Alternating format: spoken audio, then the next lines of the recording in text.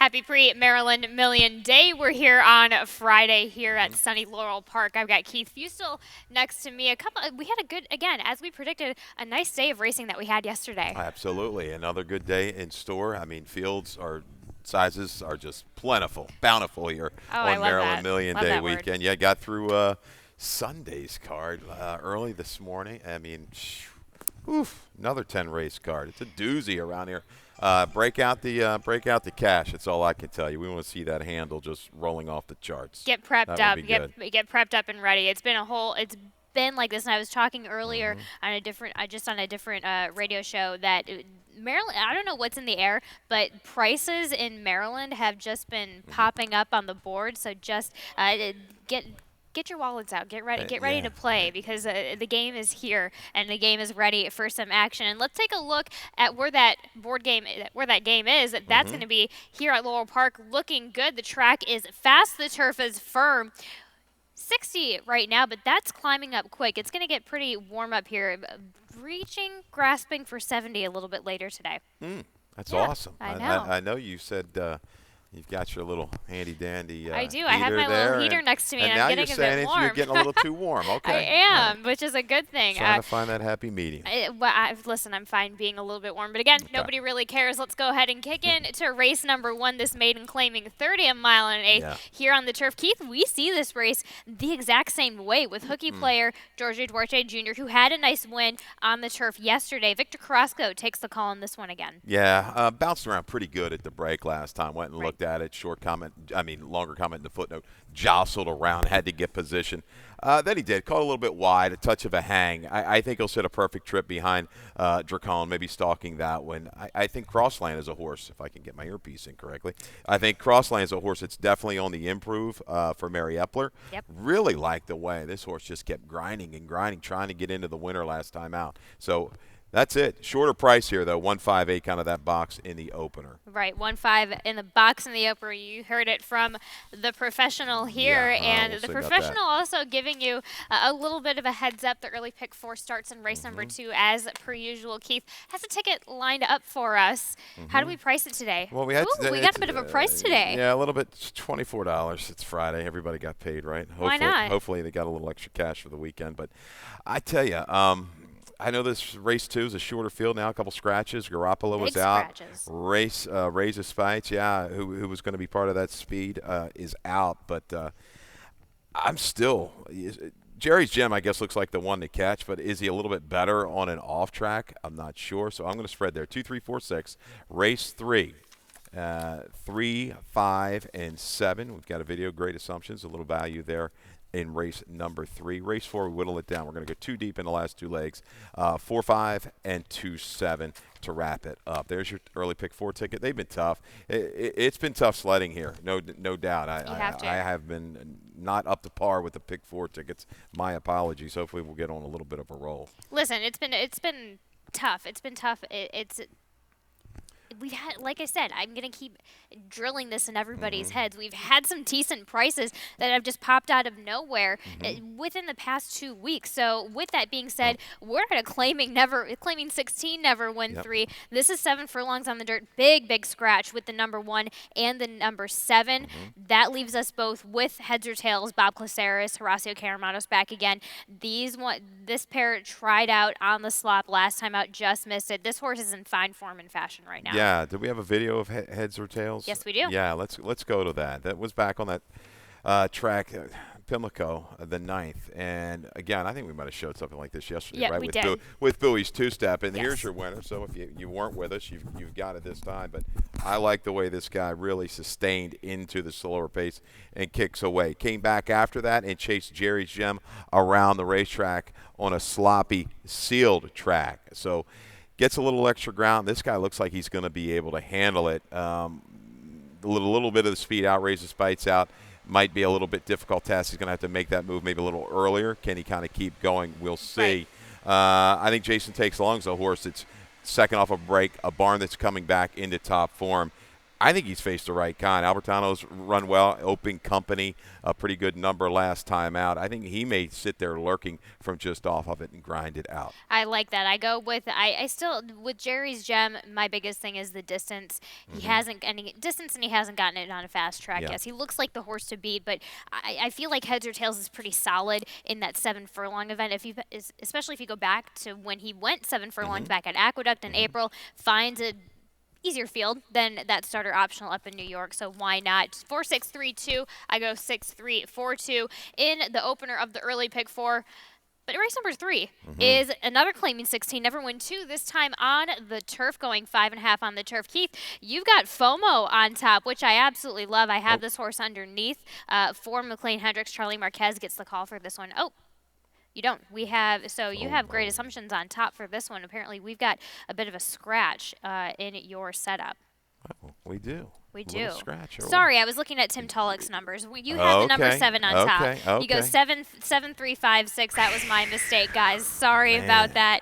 Okay. I gotta give you a heart attack every now and You then. got a lot going on anyhow for this weekend, so I understand. We're bound to make some mistakes here, and that's not even a mistake. That's just a little hiccup. It's a little So, hiccup. yeah, yeah. So we'll Little give you a oopsie. free pass. Thank But you. no, I do it all the time, guys. So it doesn't make a difference. I like the 7 great assumptions. We got a video. Let's roll it. So if you're Yep. going to look at a tough trip, you're going to see a tough trip with this guy. Last time out, off of a good race in an allowance race against a slipping Jimmy, a multiple winner on the turf, comes back and look at this run here, top of the stretch, just bottled up, nowhere to go. The one waiting, and waiting. Drafted back off that slower pace. I thought he could have been a little bit more forwardly placed early, just couldn't get there from that inside position. But, man, look at him late. Right, there we go. Just rolling up to the outside, going to go past everybody under a steady hand ride. Right. Today, hopefully with this outer more post, there's a little bit of speed. He can get position stalking, and I thought the two-back try against those winners, that was a tough group, was good. He looks like a horse that's on the improve and should relish this trip today. A horse that's on the improve, just missing it by not that much the last 2 starts. I think he's back. He's going to appreciate being back at Laurel. Like you said, just didn't get the trip last time out. I love that at a little bit of a value at 6-1. I go just to the inside, worthy of gold for Justin Nixon. That's my best bet of the day, Horacio Caramanos. I think just needed to try on that soft ground. Caramanos, after the race, I overheard, said that he was reacting to it a little bit. So just needs to be put in a comfortable position. The drop down does help for him today. Okay. Yeah, why Definitely not? could use that one in there. I think Gallant George is going to sit a very good trip talking about the flow of this race. Maybe Uncle Remy outside goes, but Gallant George on his best, he can sit a good tactical position and be a player in here a long, long way. I thought he ran really good 4-back, sneaky trouble, rolled late. After that was up on the front and just missed. I think he's going to be forward and stays the trip in here. 7-3-5-6. 7-3-5-6. We have different opinions on Yeah. Gallant George. I think he's a bit of a need the lead type. Okay. So, but with that being said, go ahead and prove me wrong, George. I'm all up Okay. for it. But race number 4 starts. The Rainbow Pick 6, I have a ticket lined up for you guys. It starts in this maiden claiming 30. I'm zeroing in on the obvious Lunar Ice, throwing some that will benefit from the 7 furlongs as well. Race number 5, a wide open allowance of fair short on the turf. Race number 6 could go anyway. I take a chance on price of foul balls in that race. Race number 7, mostly competitive between Cap and Pecoraro with the 4 in there. Race number 8, looking forward to Jester Calls No Joy coming back off of a long layoff. In race number 9, I get gutsy and single in on a very competitive short 16 numbers of 3 on the turf. Bit of a cheaper ticket in that range of on the cheaper side for a $43.20 ticket to cover 6 races. That's so Justin Nixon in the last, right? Yeah. yes, Yeah, okay. yeah, comes off of the AE. Okay, you got I like that horse as well. You do? Yeah, so you've got a couple Justin Nixon horses. I do. It's Yeah, a on top. Justin. Yeah, It's a could be Justin his Nixon day. He So does good have work. So, yeah. have a little bit of faith in Justin. Race number 4 is where this Rainbow Pick 6 starts off. This maiden claiming 30, as I mentioned, Lunar Ice. I go with the obvious Lunar Ice, but you have Coffee Bean underneath. Marius Array Jr. and Grant Whitaker. Yeah, it's a little bit of a price shot. You look at the breeding, should be able to handle the main track. So just take a shot. This barn has popped some horses off the claim at decent prices in the past, the last couple of years. Little flyer here in the price. Poet in my heart, 4-1 might be a little bit higher when it's all said and done. We'll see. But caught Smart Yuli on a track that kind of favored speed. Lost a little bit of chance at the break when bumped around. I look at this race. Lunar Ice showed that kind of flow at a mile, maybe Poet My Heart. Bottom side, you're looking at the breeding, some of the siblings. It was AP Elvis is kin of that one. That was fast. It's turf. Maybe, just maybe, with the first-time Lasix, this horse gets a good break and tries to control things from the start. But I think Lunar Rise really ran a bang-up race last time. Should be sitting on or just off the lead and carries it today. Just cut back. Just go ahead and cut back in distance. 2 weeks ago, that's where I go. I think that race sets up pretty well. 5-4-3-2 for Keith Fusel. 4-3-1-5 for me. Race number 5. This first allowance we have today, 5.5 short here on the turf. Keith, you land on the number 2 on top. No Angel for Dale Capuano, Carlos Lopez, which I think it's a good fit, obviously, to begin with because they won last time out, but this is another one that just sits comfortable, surges, easy peasy. Horse clearly has the talent. Only thing is that he just has a pretty easy feel as Gallant George and FOMO dropped class earlier in a race that we just talked about. But the number is there. Maybe it's just slightly inflated, but the way that he did it, we'll show you a video out of that 9 post in a field of 10. So caught out wide and with no real cover, just a little bit around the turn. Jock did a good enough job to kind of hem him in just behind the leaders to keep his attention, right? Right. And then he kind of shifts out here, 5 wide, top of the stretch. And really surges. I like the close that he brought in debut, 15-1 for Dale Cap. That's not always an angle. Dale does win turf races, but it was like first turf you look, it's not the greatest percentage all right. But buck the trend here. This guy kicked on and ran all right. We'll see if he can pull it off again. Look at that. That other horse came to him. Did you see him kind of just spurred away late? He did. Yeah, he got caught. He's a bit keener. Actually, you're kind of ripping on the wide trip, which is understandable. But I'm looking back at this horse, and this horse needed a bit of a wide trip. If you go 2 back, he was in between horses a little bit. I don't think this is one that kind of really benefited, I think, from getting a bit of that open space. Wide trip didn't obviously isn't a concern. Dale Cap 2 for 7 on second turf lately. Again, I'm coming with these short sampling stats. I use Thorough Manager, so that's where that's coming from. But at 7 in the past 7 second times turf starts, 2 wins, 2 second, and a third. So that's not bad. That's consistent. So that's where I respect No Angel absolutely. Okay, no horse to beat's going to be putting online, no doubt for Sarah Nagel. We've got a stat for this one, and boy is he in good form. Look at those last 3 buyer figures, 84, 81, 85, and doing against restriction stakes types horses, oldies but goodies, real crack sprinters on the turf. Great bred. Look at this, Sarah Nagel, past 2 years, 6 for 16, 38% turf sprints. Laurel and Pimlico here in Maryland, ROI of 281. He'll be positioned just off the speed as well, brings a kick. Maybe he's got a little bit better kick than No Angel. I like my price with the 2, but the 7 is certainly the one to beat. 7 is the one to beat. I go with the number. I agree with you, which is why I just went for a couple prices. I went with Dr. Davis and then Awesome Jazz. I love Awesome Jazz. I love her going this short distance here at Laurel Park. She likes it here. She likes this distance here at Laurel Park. She came back with a flash off of the layoff. I don't need to say much more than that, but just a consistent filly. If she doesn't get it, she's probably going to be on the board in the thick of things somewhere. So. Okay.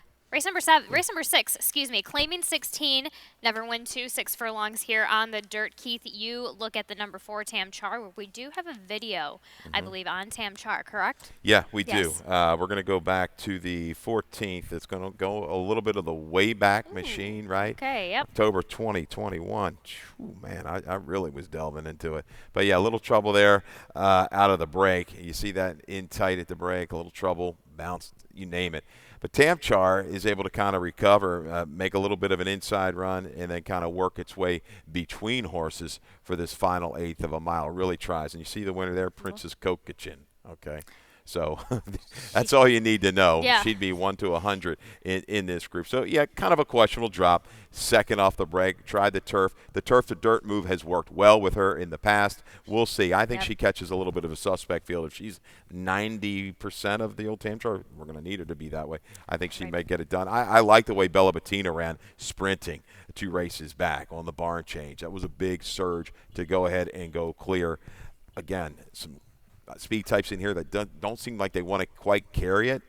Bella Bettina, the turn back in distance should do her some good. I like that pickup. I really like that pickup underneath there. I go with the number 5 foul balls. I give a little bit of it. I give some excuse. That was a rough go that last time out on that fast track. So finds it if we come back to that 6 furlongs, runs a little bit like we saw back in that maiden score. Then we're just cutting this class in half. So why not? I like all these connections together. It fits. It works. Just got ridiculously unlucky last time out. So 5, 3, 4, 9 for me, and then you go 4, 8, 3, 6. But we have a commercial, and we will be right back to talk about the rest of the card. We're ready for the start. They're off.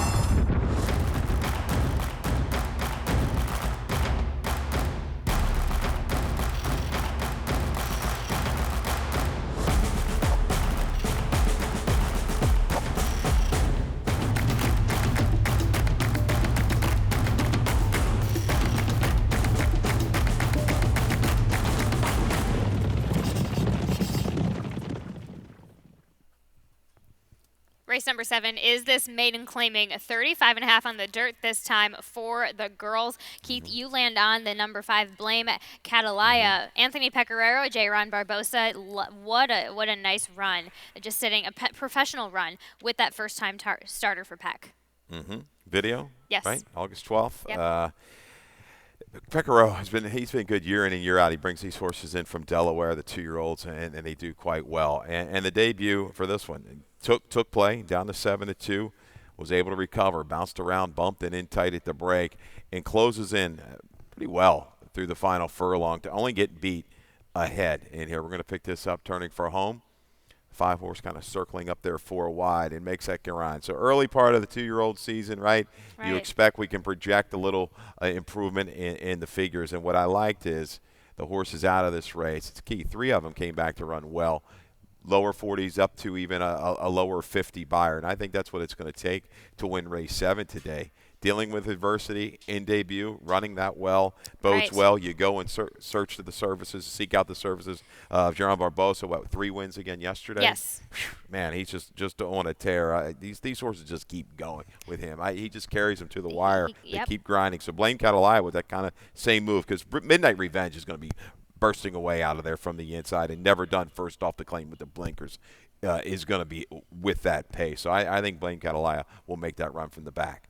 Absolutely, and especially just with seeing what I saw, just that real fire. That was some real guts. She really loves her job of running, and then you have Pecoraro, who's 4 for 14 in the second time start as of lately. So there's a good field that they came out of that last time. We both go with the 4. I go with the 4 on top. I go with the 4 on top. You go with the 4 underneath. Blinkers on. Dale Capuano, not his strongest stat as of late, 3 for 28, but still consistent actually. So past 28 starts with blinkers on. 3 wins, but 8 seconds. So you're thinking you're going in the right direction, Keith. Putting this horse underneath in second, but still definitely respectable run over at Pimlico last time out. Yeah, she's flashed a little bit of ability, some speed. Goes in for the claim at 20, a positive razor, confident. Blinkers going on to Maryland bred. I do think that this horse is definitely going to move upwards in the new barn. Upwards in a new barn. Dale Capuano, 21% first after the claim as of lately, 5 for 24 with that. 5-4-2-1 for Keith Fustel, and 4-5-6-1 for me. Race number 8 is this nice allowance for the girls. 6 furlongs here on the dirt. Keith, you land on the number 8. We both land on the number 8, Bandits Warrior.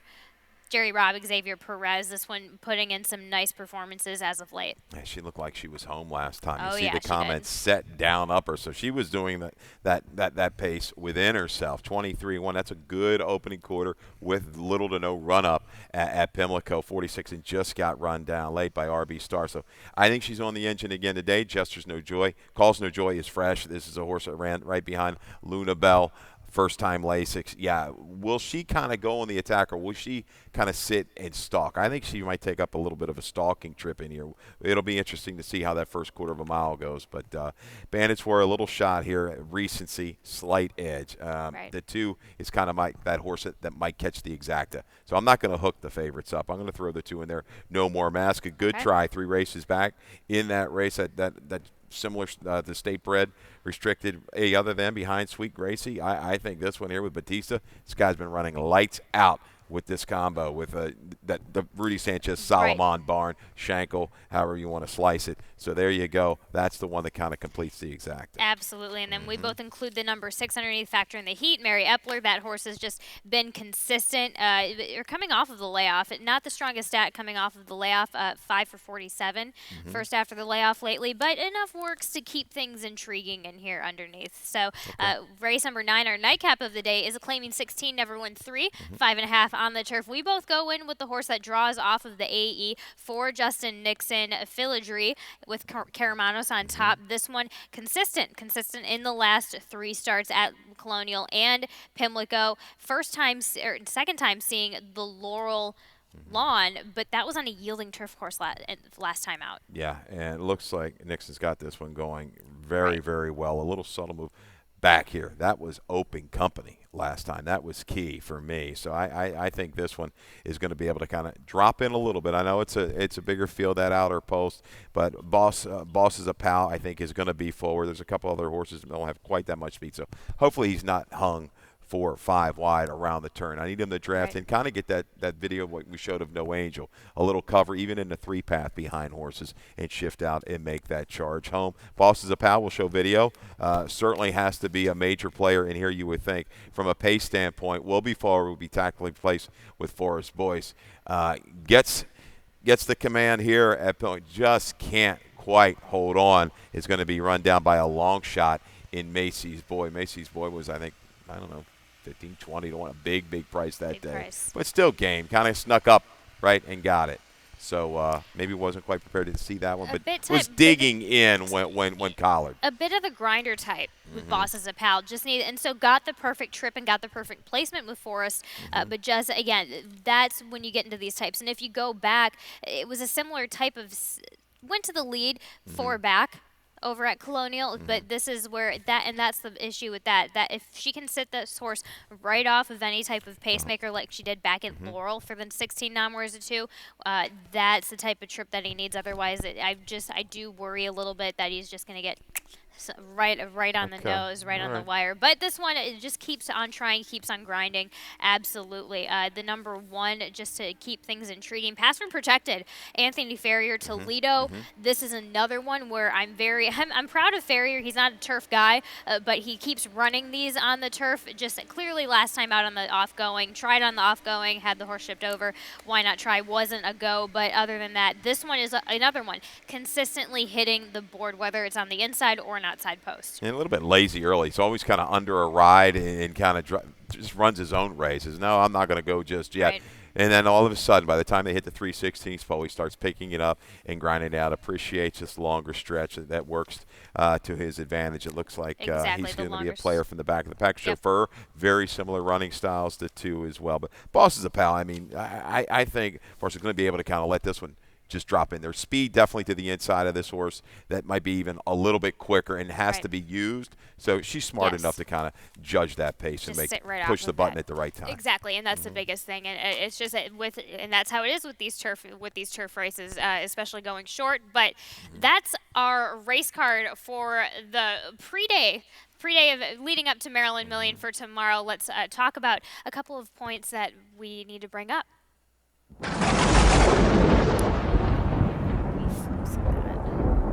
Stretch things out a bit here.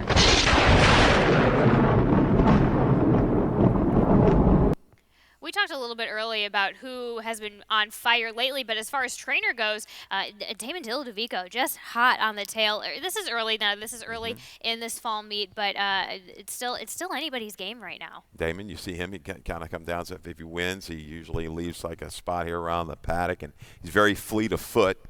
Making it down to the winner's circle, and he's fleet out of the gate right now in this meet, right, with 6 wins. Exactly. So that whole barn, the whole team doing well. Rudy Sanchez, Solomon, Brittany Russell. I mean, it's going to be a battle to the wire here. I don't see. You're going to see some other names pop in there. Yeah, absolutely. He's got a lot of horses, it seems. So yeah, he's got the bullets. Kieran will be popping in there. The usual suspects, they'll be around. They'll be around. Don't worry. They'll be making appearances and keeping things fresh for us. But J-Ron Barbosa, 3 wins yesterday. He had a wonderful weekend this prior weekend, just not slowing down at all. No. He's just he's got the talent. He's getting the mounts, and he's making the most of it. So he kind of just stays at the clip he's going. He's going to be very hard pressed to beat. He's making good decisions out there Mm-hmm. as well. Mm-hmm. He's not there. He had the apprentice. He has the weight off and he has the brains behind it. Which it's just you can see him kind of clocking everything and also horses do. He kind of has that word. He has that energy about him where horses you can just tell on screen horses just run for him and they just really pop up for him. Javian Toledo not far behind. He had 2 yesterday as well. So this is going to gear up to be a nice little go. But if J-Ron Barbosa continues at the rate he has, everybody's going to be fighting for second. His horses just keep going to the wire for right. him. He gets them in position and they just grind it out. Chardonnay was a great example yesterday with that ride. You look at her page. Yeah, she's kind of, some people say, well, she's a need to lead type or whatever. She wants to be close. And usually if she faces a little adversity, she kind of fades away just a little bit. Not yesterday. Got position close up to the pace, shifted out, and he just kept her going and gets up right there at the wire to nip the Robbie Bell's runner, who ran really big, dueled and rebid to go clear and just get beat. So, Definitely. yeah, the kid's got talent. Kid's got talent. So with that, some other talent came up in a different type of form. We had the tournament last weekend. We had 131 entrants. It was a pretty decent turnout. It was open to players for a fee of $300. In addition to the prize money, the top 4 finishers qualified for an automatic berth to the National Handicapping Championship, Breeders' Cup Betting Cup Challenge, or the Pegasus World Cup Betting Challenge. And John Scheinman walked away with in first prize with that, and he's going to go ahead and take a berth. He's going to go to the Breeders' Cup. So he'll be over at Keeneland November 4th and 5th. He just behind him was, Busser of New Jersey finished with $1,639.20. But a nice entrance and nice turnout that we had. Yeah, looking sharp in that photo, huh? Yeah. What's he modeling the hat and the suit and everything? He's a handsome man. That John without Scheinman. a doubt, rocking the fedora, absolutely. But we've got another stars rocking tomorrow. We've got the Maryland's Day of Races, the Jim McKay Maryland Million Day First race starts at 11:30. We've got the 10:30 show. We've got Dan Illman and Tim Tolick. That's going to be a wonderful morning show. So I'm looking forward to watching that and picking up whatever those 2 pros can give us. But get here early. Get here early and get going. We've got a $500 gift card or betting voucher that we have going on. They're going to give that out in race number 6, but what a wonderful day that we have going on tomorrow. Looking forward to it. Bang up card. The weather's there. Yes. And if you can, if you're here early or if you're going to be a little bit late, watch the morning show. Tim does a great job, and Dan Illman coming in for the racing. Boy, he goes in depth. If you ever get a chance to check out his analysis of these races, he does his homework. He's well prepared, and he's not scared to give out some good prices, and they hit. So glad to have him as part of the team, kind of from afar for the racing form. Yes. Yeah, a great ship-in. He's going to have some stats on that morning show lining up for us. I took a peek at them earlier. But with that being said, let's talk about today and your best bet and your value play. Yeah, both should hold a little bit of price. So let's go to Filigree. Drawing outside gets in. I think you're still going to get close to that line, 7-2, 4-1 for Justin Nixon, the one that ran very well against Open Company. Gets in here to a condition claimer. I think can sit and make that move from just off the pace. Doesn't have a ton of speed, but I think he's going to be laying close enough by the time they hit the 8th pole to grind it out. Absolutely, I agree. And your value play is a little bit earlier in the day than the nightcap. Where is your? Well, that's going to be great assumptions in race 3, number 7. Just an absolute horror trip last time out when bottled up pretty much from the head of the lane all the way to the wire. Finally worked out late and rallied into it. Good try against Open Company again, working that angle and back into the right spot today. Hopefully he gets a cleaner trip. That's a value play Keith Fusel has on top. Normally you can play for normally you sometimes you have them in your exacta, but he's got that one on top. That's a fantastic value play. But we got Dave Rodman with some changes and scratches, and we're going to go check out what he has to say for us. All right, good luck.